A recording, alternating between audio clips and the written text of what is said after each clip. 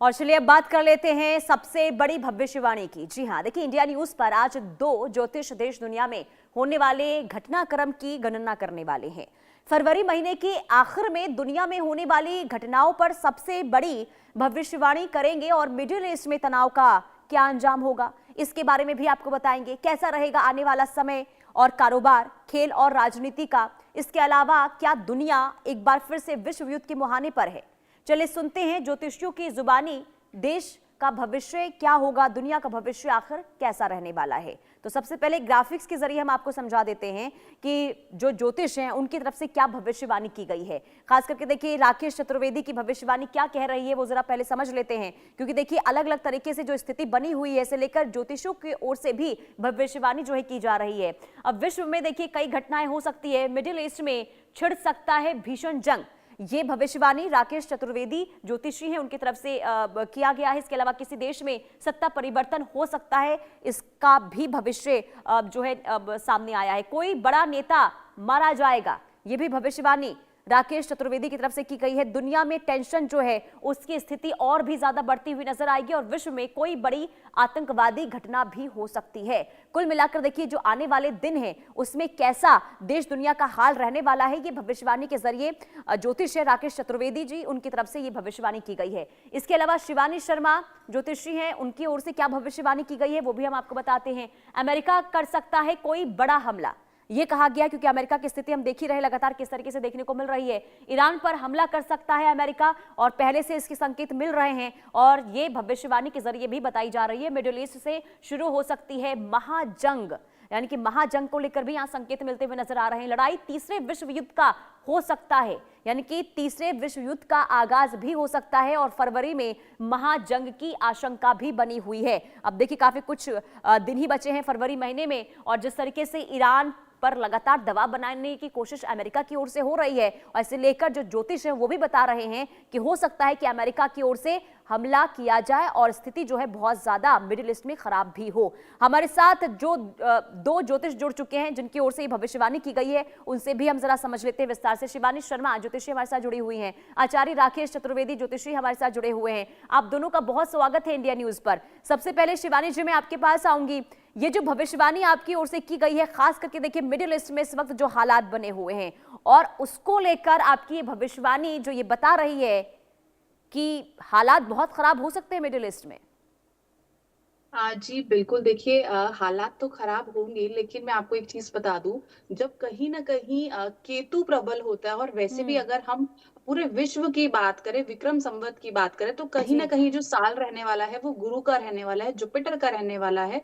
तो कहीं ना कहीं लड़ाई की आशंका हमको जरूर होती हुई दिखाई देगी, लेकिन ज्ञान और विवेक से, क्योंकि मंगल भी है कहीं ना कहीं, तो युद्ध की स्थितियां तो बनेंगी, लेकिन कहीं ना कहीं ज्ञान और विवेक से चीजें पीछे हट जाएंगी। जी आप इस चीज को समझ के चलिए, जो ट्रम्प है वो कहीं ना कहीं जो इस टाइम पे उनकी जो मनोस्थिति चल रही है, ग्रहों का गोचर चल रहा है और कहीं ना कहीं उनकी कुंडली के अंदर कहीं ना कहीं इस टाइम पे केतु भी एक्टिव है, तो कहीं ना कहीं वो इस टाइम पे सिर्फ और सिर्फ बंदूक उठाएगा, बंदूक चलाएगा नहीं। तो कहीं ना कहीं वो सिर्फ और सिर्फ एक डराने की स्थिति पैदा करना या सिर्फ देश दुनिया को ये दिखाना कि मुझसे ज्यादा ताकतवर कोई नहीं है, ये सभी स्थितियां बनती हुई दिखाई दे रही हैं।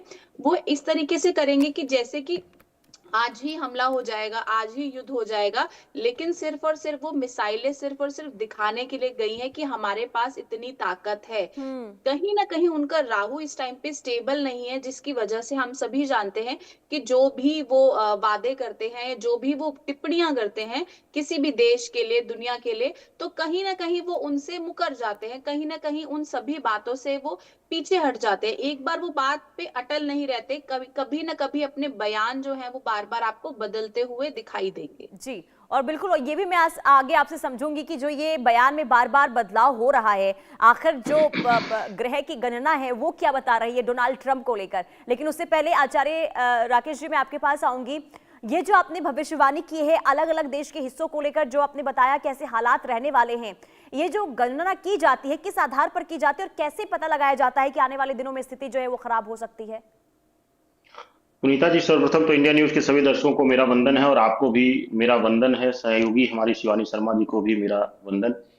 जी। दो तरीके से पुनीता जी इसकी गणना होती है। जब हम किसी व्यक्ति की कुंडली देखते हैं तो उसकी लग्न कुंडली देखते हैं सामान्य वैदिक ज्योतिष के अंदर, लेकिन जब हम वैश्विक स्तर पर गणना करते हैं तो मेदिनी ज्योतिष की जो है गणना इसमें काम आती है, क्योंकि जब भी सामूहिक गणना की जाती है, अब जाहिर सी बात है पुनीता जी, अगर किसी देश की गणना हो रही है तो वहां सिर्फ ट्रंप का भाग्य नहीं, वहां के लोगों का भाग्य, वहां पर उनके बड़े व्यापारियों का भाग्य, वहां पर राजा का भाग्य यानी ट्रंप का भाग्य, ये सभी सामूहिक रूप से फलित होगा। तो सामूहिक रूप से जो है वह विशेष रूप से मेदिनी ज्योतिष की गणना की जाती है।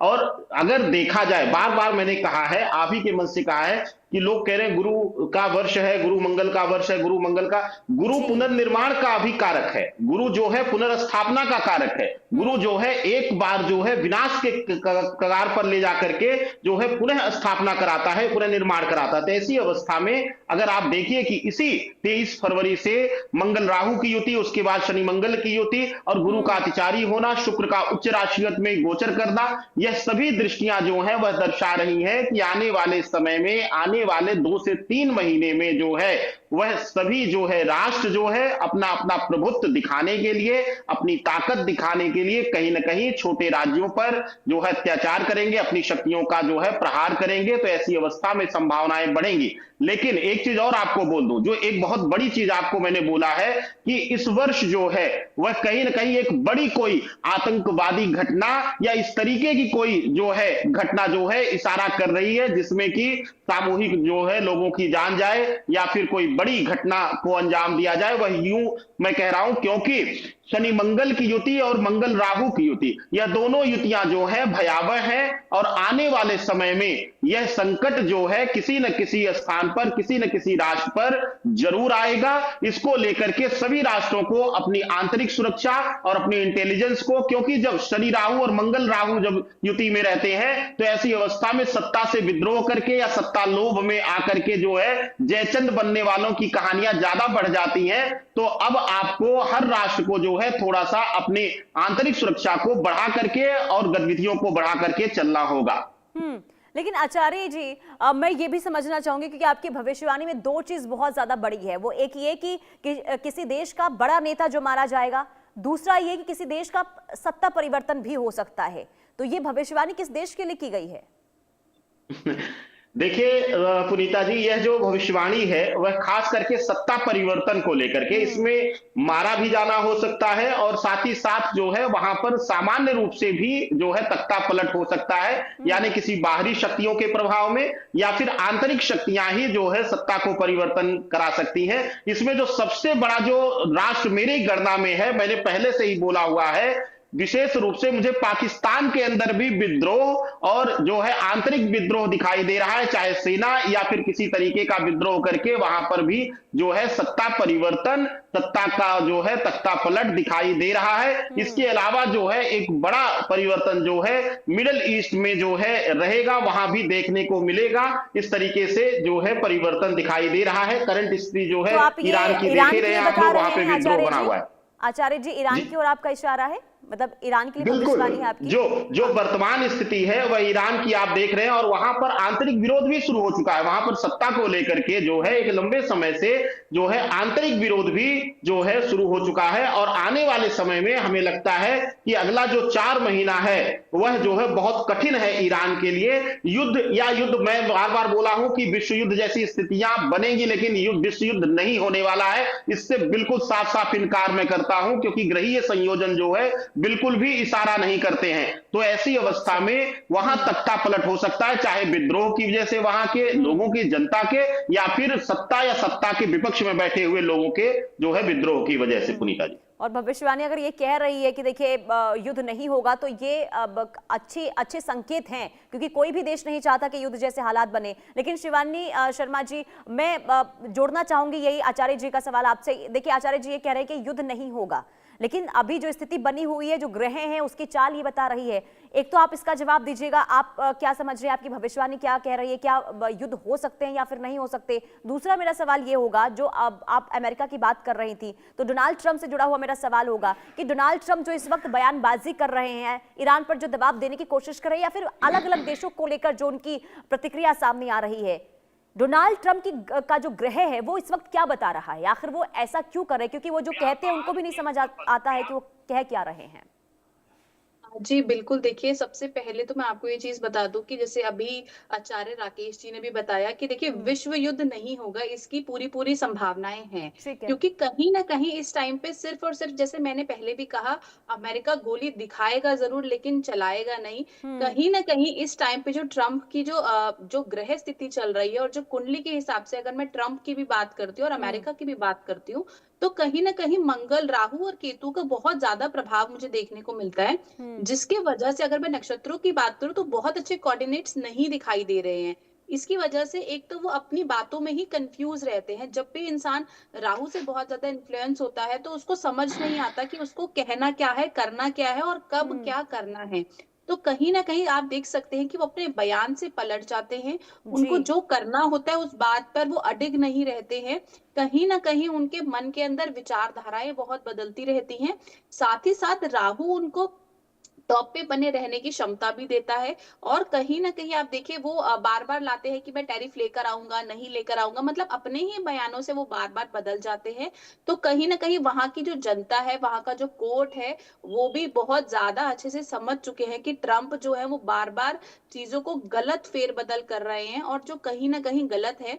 आज भी आपने देखा होगा कि उन्होंने बोला कि मोदी मेरे बहुत अच्छे मित्र हैं और हम्म, वो उनसे अच्छा शासक कोई नहीं है, उनसे अच्छा मंत्री कोई नहीं है।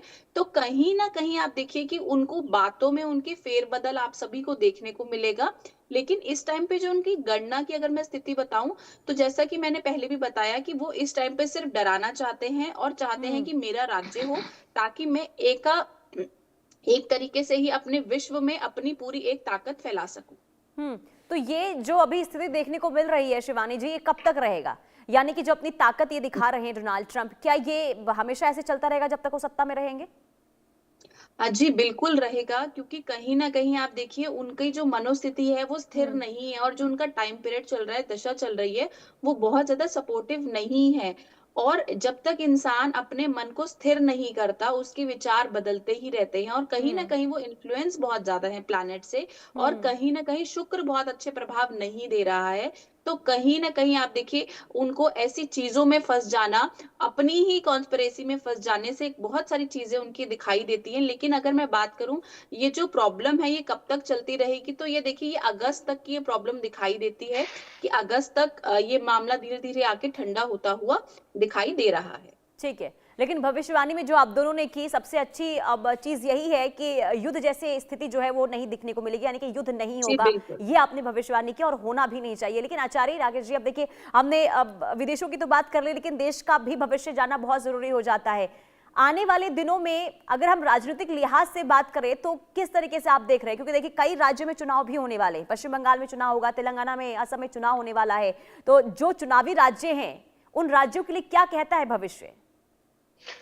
पुनीता जी, आप ही के मंच पे नववर्ष आरंभ होने के पूर्व संध्या पर ही, यानी 2025 की जो है अंतिम दिवस की संध्या पर ही हमने कह दिया था हम्म, कि पश्चिम बंगाल में इस बार बहुत बड़ा उलटफेर होने वाला है। और आप देखिएगा, ग्रहीय जो संतुलन है हम्म, वह इशारा करता है कि क्योंकि गुरु उच्च का, शुक्र उच्च का, ऐसी अवस्था में जो है इस बार पूर्ण रूप से हम जो है आश्वस्त करते हैं ग्रहों के अनुसार। मुझे लगता है हम्म, मेरा जो गणना है, मेरी जो मां भगवती बगलामुखी की विशेष कृपा है, उससे मुझे जो इशारा मिल रहा है, इस बार ममता बनर्जी सिंहासन पर जो है मुझे दूर दूर तक भी बैठते हुए नजर नहीं आ रही हैं। यानी कि उनसे सिंहासन दूर जाता हुआ, जैसे जैसे जो है चुनाव निकट आ रहा है, सिंहासन उनसे दूर होता हुआ दिखाई दे रहा है।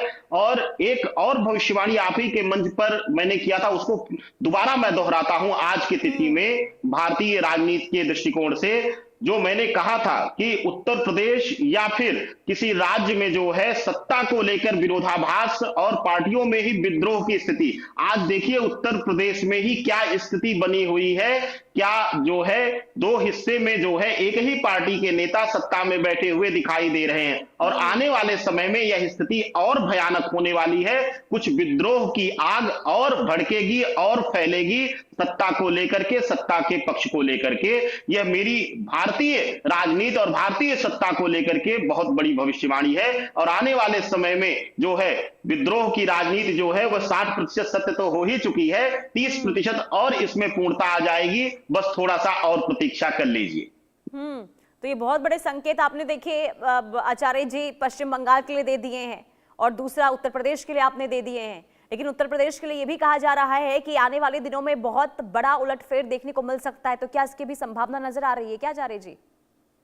बिल्कुल पुनीता जी, मैंने कहा, आप ही के मंच में मैंने बोला था कि सत्ता में जो है विद्रोह या सत्ता में बड़ा परिवर्तन यह उत्तर प्रदेश में दिखाई दे रहा है। अब उत्तर प्रदेश में सत्ता का परिवर्तन सिर्फ जो है, जो विशेष रूप से मुखिया या विशेष रूप से पार्टी का ही ना देखा जाए, दोनों में किसी न किसी तरीके से हो सकता है, यानी कि मुखिया के चेहरे पर या फिर पार्टी के भी रूप में जो है बड़ा परिवर्तन दिखाई दे सकता है इस तरीके की घटना। क्योंकि देखिए, दो चीजें हैं पुनीता जी, मैं इसका ज्योतिषीय आधार बताता हूं। जो भी सत्ता में बैठे हुए हैं, चाहे भारतवर्ष के सिंहासन पर, चाहे उत्तर प्रदेश के सिंहासन पर, यह सभी जो सत्ताधीश हैं, यानी कि हमारे उत्तर प्रदेश के मुखिया, मुख्यमंत्री योगी आदित्यनाथ जी या फिर आदरणीय प्रधानमंत्री नरेंद्र मोदी जी, यह सभी शनि प्रधान हैं। और आप देखेंगे ये सब हठ योगी हैं, दोनों ही अपने आप में हठ योगी हैं। आप देखिए दोनों के स्वभाव में, दोनों के निर्णयों को, ये देखिए एक हठ योगी का स्वभाव है और दोनों ही शनि प्रधान है। और अब जो स्थितियां बन रही हैं वह सत्ता के परिवर्तन की बन रही है, सत्ता में विद्रोह की बन रही है,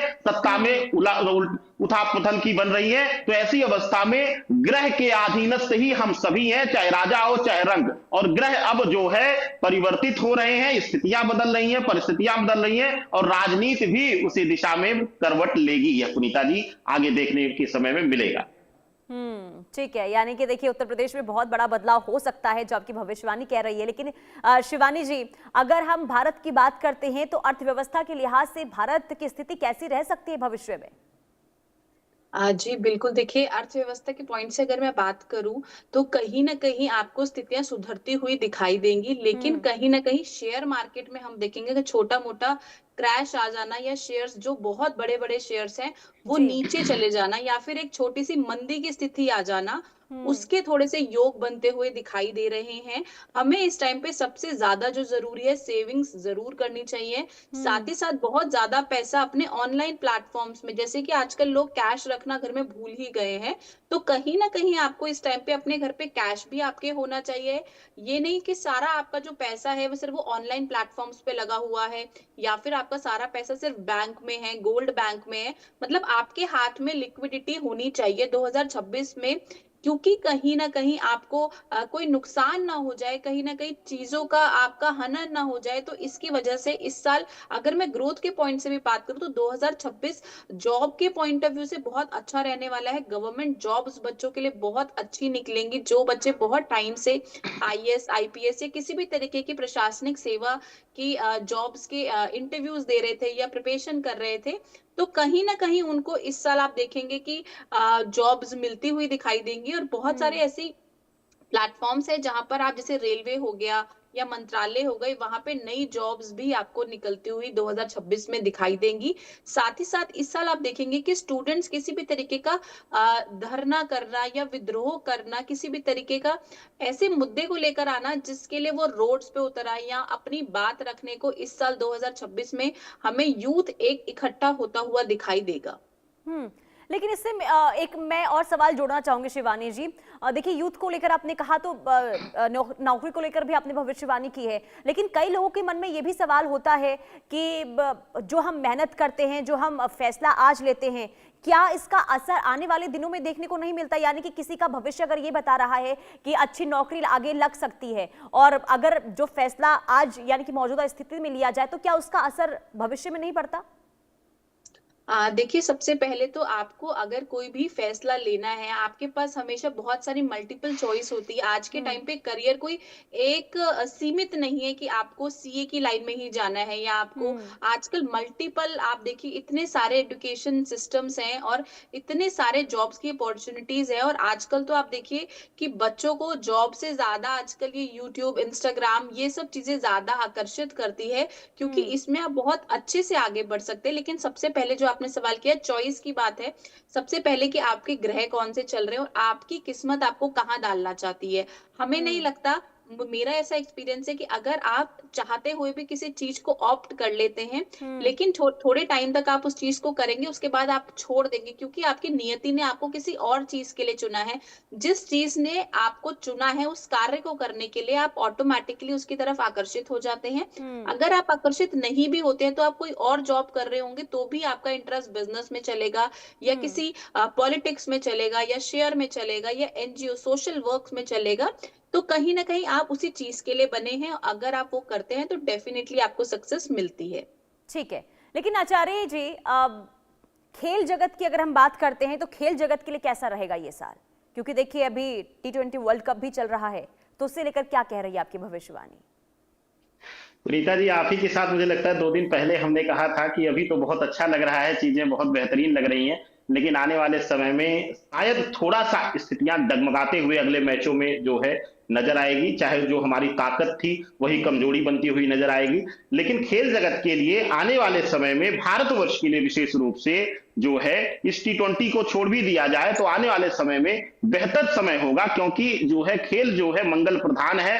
राहु जो है बल देता है, शक्ति देता है, तो खेल जगत के लिए बहुत प्रधान रहने वाला है। लेकिन एक चीज और बता दूं पुनीता जी, अभी जो है हमारी सहयोगी जो है बता रही थी, एक चीज बताऊं आपको कि इस वर्ष जो है भारतवर्ष में मैं एक बहुत बड़ी बात बोलने जा रहा हूं, और ये आप देखिएगा एकदम सत्यार्थ होगा कि कोई जो है बड़ी फाइनेंशियल ऑर्गेनाइजेशन या कोई बड़ी जो है कंपनी जो है आने वाले समय में चाहे वह अपने आप को दिवालिया घोषित कर ले या फिर भगने की कगार पर आ जाए, या कह लीजिए कि एक और भगोड़ा भारतवर्ष से मिलने वाला है, यह भी सुनिश्चित कर लीजिए आने वाला जो समय है वह इशारा कर रहा है कहीं न कहीं जो है आर्थिक चुनौतियों को आने वाले समय में देखा जाएगा।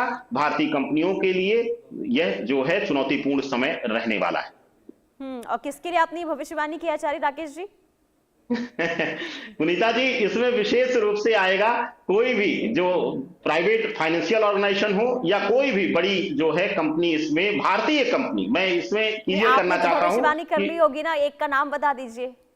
पुनीता जी, सामूहिक रूप से या इस तरीके से मैंने कई बार कहा है, मैं वह विप्र हूं जो ज्योतिष के आधार की, ज्योतिष विद्या के जो है मूल कर्तव्यों का जो है निर्वहन करता हूं, और इसलिए जो है इस तरीके से बोलना या इस तरीके से जो है खुले मंच पर जो है भविष्यवाणी देना, यह जो है ज्योतिष विद्या के लिए चरितार्थ नहीं।